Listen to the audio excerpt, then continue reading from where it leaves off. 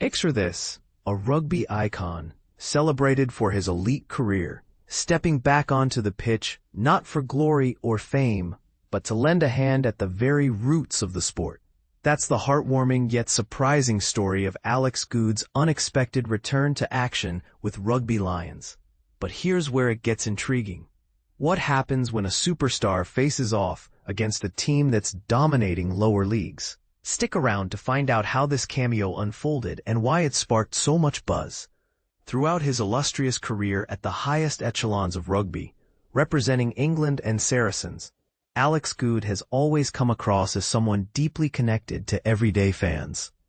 This talented fullback, position responsible for defending the backfield and often launching attacks, wasn't shy about enjoying a traditional pint or two after major victories, like the legendary multi-day celebration following the Heineken Cup triumph, a prestigious European club rugby competition. So, when Camden Town Brewery sought a touch of celebrity magic to boost their new community initiative called Give 'em Hells, aimed at supporting grassroots rugby, Goode seemed like the ideal choice. Now serving as a part-time coach for Saracens, Goode amassed an impressive 400 appearances for the club and earned 21 international caps for England.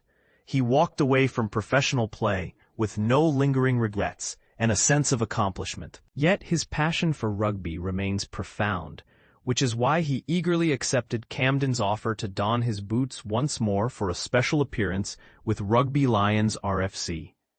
As the brewery's sponsors for this Midlands-based club, Camden transformed the team's first home match of the season against Oundle 2s in Counties 2 Midlands East, South, into a major event, branding it as rugby's biggest round.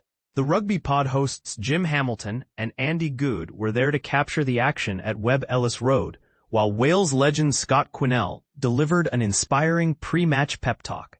Every supporter in attendance even received a complimentary pint of Camden Hells Lager to add to the festive atmosphere. Goode arrived an hour before kickoff, anticipating a relaxed outing in Rugby, the town that famously gave birth to the sport of rugby football.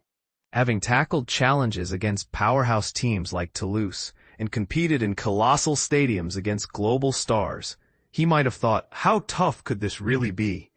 It was 8 divisions lower in the league structure, so I figured I'd just cruise through and everything would be fine, Goode confessed. But that wasn't quite how it played out. They were up against a formidable side that had demolished opponents 90-10 in one game, and were leading 104-0 in another, before it was halted due to the overwhelming scoreline. Goode showed up at 2 p.m., only to see the opposition already warming up on the field, leaving him thinking, what on earth have I gotten myself into? The Lions were trailing 40-0 when Goode entered the fray just 2 minutes into the second half. Despite the odds, the team fought valiantly, displaying immense resilience and determination against superior competition.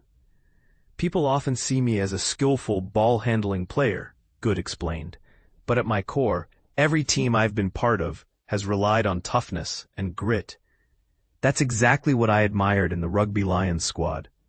He added, if you ask any of my former coaches, they'll tell you I despise defeat and always push to find a way to victory, no matter the opponent. We managed to score 2 tries, something no team had achieved against them all season, which felt rewarding. Playing as full-back, Goode spent much of his time in the thick of the action, making crucial tackles. I hoped I wouldn't have to make any tackles, given I hadn't played since the final match against Bath in May, he said. But deep down, there's that competitive fire that drives you to succeed, while also not wanting to come off as insincere. Folks might say I had nothing to prove to Rugby Lions, but I felt I owed it to myself, Goode continued. Once you're in that jersey, the last thing you want is for the guys to think he wasn't fully committed or impressive. Even if I wasn't breaking through for big plays, I believe they valued my effort in hitting tackles, making stops, and diving into the fray. They could tell I was fully engaged, as much as one can be in 38 minutes of intense rugby. That mattered to me, and I hope it resonated with the players too. Quinnell, who was present, later told him, "You're a Lion now, mate." And this is the part most people miss. Despite the heavy 63-13 loss, the Lions celebrated simply because they fielded a team, complete with a star guest. Once a top-tier First Division club, Rugby Lions has endured a turbulent past, particularly with financial woes.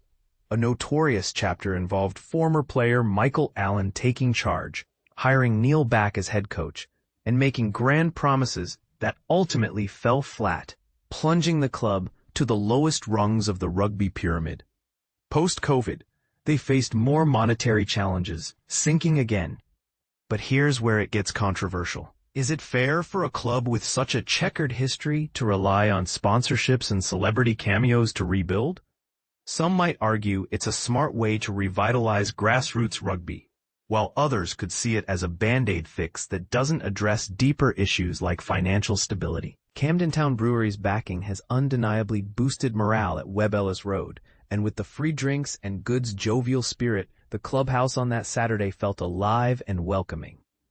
Drawing from his own early days playing grassroots rugby at Cambridge RUFC, Goode cheerfully downed a pint of Hell's as a light-hearted penalty for arriving slightly late. This was far milder than his infamous post-2019 Heineken Cup victory over Leinster, where he partied for days straight, still in his Saracens kit.